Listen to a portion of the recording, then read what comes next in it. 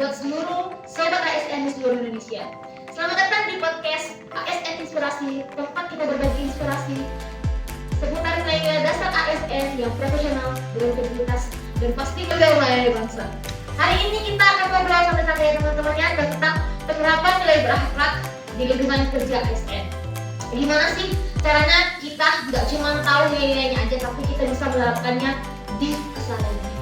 Oke, saya selaku Norestes dari BIM, bisa dipanggil Yosi, dan hadir keempat rekan ASN yang keren-keren pastinya sudah hadir di studio hari ini. Yuk kita kenalan sama masing-masing rekan ASN. Ya, dari Mas Rio, dipersilakan. Baik, halo. Perkenalkan, nama saya Rio Prianto dari bidang akuntansi. Senang bisa hadir di podcast ini bersama Mbak Yosi. Selanjutnya dari Mbak Isa. Halo semua, perkenalkan saya Heru Nisa dari bidang penata usahaan atau biasa disebut dengan perban. Salam kenal. Salam kenal juga kakak. Oke, selanjutnya ada Mbak Nuri. Oke, terima kasih Mbak Yosi. Halo semuanya, perkenalkan saya Nurul. Saya dari bidang anggaran. Halo Kak Nurul. Halo. Sekarang dari Mbak Merki. Halo semuanya, saya Merti dari bidang anggaran. Halo Kak Merki. Dan ketiga kita bakal tuntas tentang berakhlak dari sudut pandang masing-masing sobat ASN di sini. Oke, untuk segmen 1.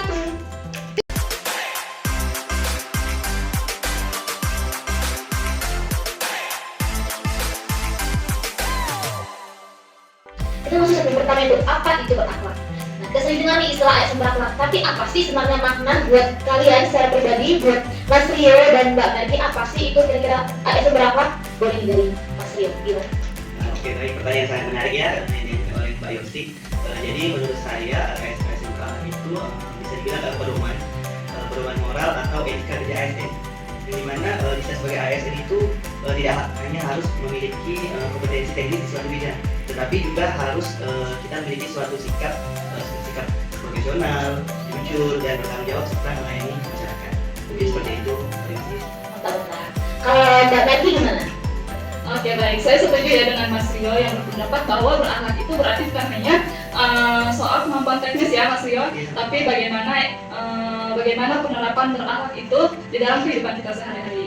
Jadi di podcast kali ini juga saya memiliki pengertian tersendiri nih terkait dengan berakhlak. Jadi berakhlak ini menurut saya yaitu sebuah fondasi. Fondasi seperti apa?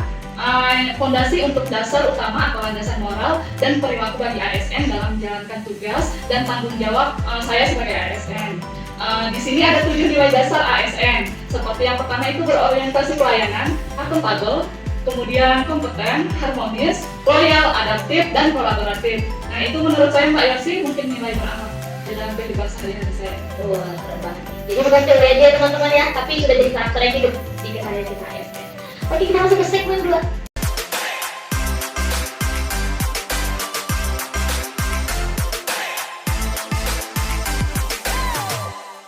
Segmen 2 kali ini tentang penerapan di tempat kerja. Sekarang kita tadi sudah bahas tentang apa itu berakhlak, dan sekarang adalah bagaimana sih penerapannya dan gimana cara menerapkannya dengan akhlak di bidang kerja kita masing-masing. Boleh nih, mulai dari Mbak Nisa, gimana sih menerapkan nilai akhlak di tempat kerja di perbedaan bagaimana? Boleh? Baik Mbak Yosi. Nah, untuk di bidang perban ini sendiri, ini pasti lebih ke nilai berorientasi pelayanan. Karena di sini kami terlibat dengan pihak OPD lain. Mereka mengantarkan SPM untuk melakukan pencairan dana. Kemudian karena seringnya update di aplikasi keuangan, sehingga banyak pihak SKPD itu bingung. Jadi melakukanlah konsultasi ke perban. Sehingga kami itu dituntut untuk sabar, ramah, kemudian proporsional agar pelayanan keuangan berjalan dengan lancar dan bersih. Itu menurut saya ya Mbak Yosi. Terima kasih. Mbak Nisa nih, ternyata kedengarannya agak seru ya, tapi saya nggak merasa ini. Coba dari Mas Rio gimana? Tidak ada lagi penerapannya gimana sih menurut apa? Oke, baik, terima kasih pertanyaannya Mbak Yosi. Mungkin untuk di bidang akuntansi sendiri itu berkaitan tentang nilai-nilai akuntabel. Karena di bidang akuntansi itu kan tidak jauh-jauh dari laporan keuangan ya Mbak Yosi. Di mana laporan keuangan itu harus kita pertanggungjawabkan. Jadi di dalam laporan keuangan itu harus kita tuntut ketelitian serta jujur dalam penyusunannya. Jadi kalau ada kesalahan kecil saja itu bisa berdampak ke pengambilan keputusan oleh pimpinan, dan sehingga itu akan menyebabkan dampak yang besar tanggung jawab tidak ditanya. Terima kasih sekali Mas Rio ya. Dan boleh dari Mbak Bella. Makasih banyak ya Mbak Yosi. Nah, kalau bisa dipikirkan nih ya, apalagi di dalam anggaran ya, yang sering saya rasakan sih itu lebih ke nilai adaptif dan loyal ya. Soalnya tuh perubahan itu cepet banget. Kadang baru ada nih paham satu aturan, besoknya berubah lagi nih aturan. Rasanya kayak lagi main game, baru aja nih level, tiba-tiba aturan mainnya berubah lagi. Kan capek ya. Jadi ya mau nggak mau kita harus cepat belajar ya, cepat menyesuaikan lagi, dan yang penting sih nggak banyak mengeluh juga. Soalnya kalau kita mengeluh itu nggak akan berubah keadaan. Nah kalau soal loyal nih ya, saya merasa itu bukan cuma untuk pimpinan aja, itu lebih ke loyal kepada OPD yang sering kita temui ya setiap hari kadang. Terus lebih ke tanggung jawab kita sebagai ASN. Artinya kita nih harus semangat mengerjain tugas walaupun kadang capek ya, atau harus kayak lembur karena revisi anggaran dadakan yang katanya sebentar aja, ujung-ujungnya sampai tengah malam aja, sampai tengah malam maksudnya. Jadi ya ujung-ujungnya juga kita harus lakuin ini buat hasil kerja kita agar lebih baik lagi, buat lembaga dan buat masyarakat juga. Jadi ya meskipun kadang agak ribet ya, kita belajar dan nikmatin aja sih prosesnya kayak gimana. Karena setiap perubahan itu kita ngajarin kita buat tumbuh, buat sabar, dan yang pastinya siap menghadapi revisi yang berikutnya. Oke, kayak gitu sih Mbak Yosi. Luar biasa. Kalau Kak Medi gimana? Kan sama-sama dengan Kak Nurul ini juga anggaran, bisa ada pengalaman sendiri dong tentunya. Gimana Kak Medi? Nah kalau tadi berdasarkan pernyataan dari Mbak Nurul tentang penerapan nilai di anggaran, itu terkait dengan penerapan nilai adaptif dan loyal ya. Nah kalau menurut saya pribadi, saya rasa harus lebih banyak menerapkan nilai kolaboratif dan kompeten. Karena di bidang anggaran itu sering sekali OPD datang untuk melakukan koordinasi terkait dengan anggaran. Kemudian di bidang anggaran ini juga kadang tuh sering sekali antar bidang yang melakukan koordinasi. Kadang juga ada bahkan masyarakat yang datang gitu. Jadi menurut saya di dalam anggaran atau di bidang anggaran ini sangat perlu menerapkan nilai kolaboratif. Terkait dengan nilai kompeten, ini juga sangat penting untuk kita mengembangkan kapabilitas kita terkait dengan bidang anggaran. Kenapa? Karena kita tadinya kan sering terkait dengan koordinasi dengan OPD.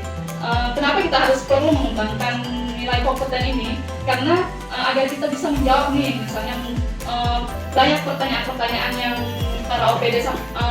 para OPD tanyakan ke bidang anggaran, jadi kita bisa menjawab dan memberikan solusi kepada OPD atau antar bidang yang koordinasi di bidang anggaran. Jadi di bidang anggaran ini kita harus terus belajar, dan yang penting itu nggak boleh berhenti di zona nyaman, seperti lagunya keluarlah dari zona nyaman. Kayak begitu Mbak Yosi.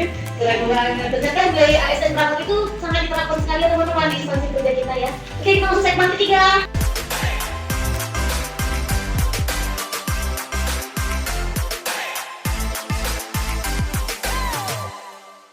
Oke, segmen ketiga itu tentang tantangan dan solusi. Nah, tadi kan penerapannya udah nyata banget ya guys ya. Dan nggak selalu mudah, pasti ada tantangan yang dihadapi. Apa sih tantangan yang paling sering dihadapi dalam menekankan nilai berakhlak?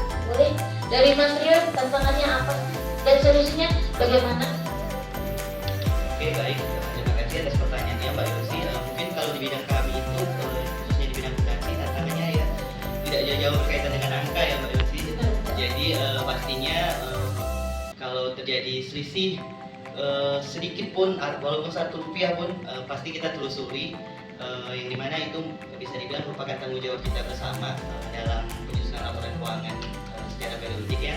Jadi mungkin solusinya dari kami, jadi kami harus sering berkolaborasi ya dengan SKPD agar laporan yang disusun menjadi dapat dipertanggungjawabkan setiap bulannya. Biasanya. Kalau dari Mbak Nisa, bagaimana? Oke, mungkin tantangan di bidang perben ini kita tuh dituntut untuk kerja cepat dan tepat. Kenapa? Karena kalau pencairan dana yang SKPD itu berikan ke kami macet, maka kegiatan mereka pasti juga macet. Lalu kami juga biasa tuh disuruh buat persyaratan syarat salur dari pemerintah pusat ke Pemda. Jadi dimana kalau ini telat, maka TKD-nya tuh bisa ditunda, akan berdampak ke operasional Pemda. Nah, jadi sebagai ASN berakhlak, kita itu dituntut untuk kerja cepat dan tepat semua proses berjalan dengan lancar. Kayak gitu, Mbak Yosi. Oke, baik Mbak Yosi. Jadi untuk saya pribadi, salah satu tantangan di bidang anggaran itu terkait dengan koordinasi dengan OPD. Nah, masalah ini cukup kompleks Mbak Yosi, karena melibatkan banyak pihak, banyak kepentingan dan tahapan yang berjalannya gitu. Jadi tuh ini tuh misalnya terkait keterlambatan penyampaian dokumen atau data pendukung. Dan itu OPD ingin melakukan pergeseran anggaran, sedangkan tahapan dari anggaran itu udah berpindah, sehingga pergeseran itu tidak bisa dilakukan Mbak Yosi. Jadi untuk pergeseran itu harus dilakukan pada tahapan selanjutnya gitu. Jadi hal inilah yang kadang tuh membuat tahapan perencanaan menjadi terhambat. Jadi di sini perlu banget ya untuk meningkatkan koordinasi antar bidang, antar OPD, agar penyusunan dan pembahasan anggaran dapat berjalan tepat waktu, efisien dan sesuai dengan ketentuan yang berlaku, sehingga tidak menghambat tahapan perencanaan, tahapan penetapan maupun pelaksanaan program kerja OPD. Jadi itu menurut saya Mbak Yati. Makasih Mbak Yati. Kalau menurut Mbak Nurul apa yang kita mengambil solusi bagaimana? Oke, jujur ya, tantangan yang paling kerasa ya di bidang anggaran itu adalah menjaga semangat positif di tengah perubahan. Soalnya hampir tiap tahun pasti ada kebijakan baru, sistem baru, ataupun aturan baru yang harus kita pelajari dari awal lagi. Kalau tadi main game, sekarang mereka ujian. Jadi rasanya kayak gini, baru aja nih selesai ngerjain ujian, besok jadi itu lagi ujian. Dan yang ternyata tuh kayak soalnya diganti lagi. Jadi kan ya capek kan ya jadinya. Ya, sebenarnya memang capek. Udah nyaman sama cara lama, tiba-tiba berubah lagi. Tapi yang namanya juga ini adalah bagian proses belajar. Dan bisa juga kalau kita nggak mau belajar hal baru, kita pasti bakalan ketinggalan jauh. Karena jujur, yang update ini bukan hanya aturan, tapi aplikasinya juga. Jadi ya udah, kembali lagi nikmatin prosesnya sambil tetap jaga integritas dan semangat kerja.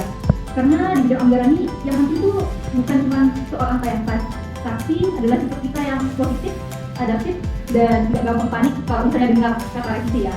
Nah, karena pada akhirnya kerja di bidang anggaran itu bukan cuma soal hitung-hitungan, tapi soal gimana kita harus terus belajar dan dengan hati yang tak waras.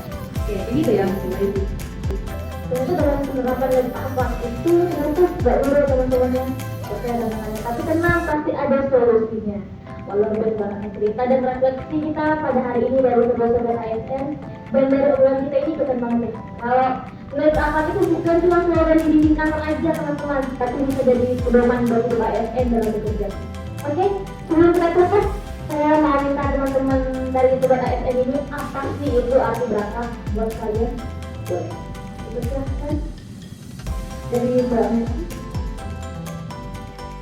Menurut saya berakhlak itu adalah semangat untuk terus belajar dan bekerja sama.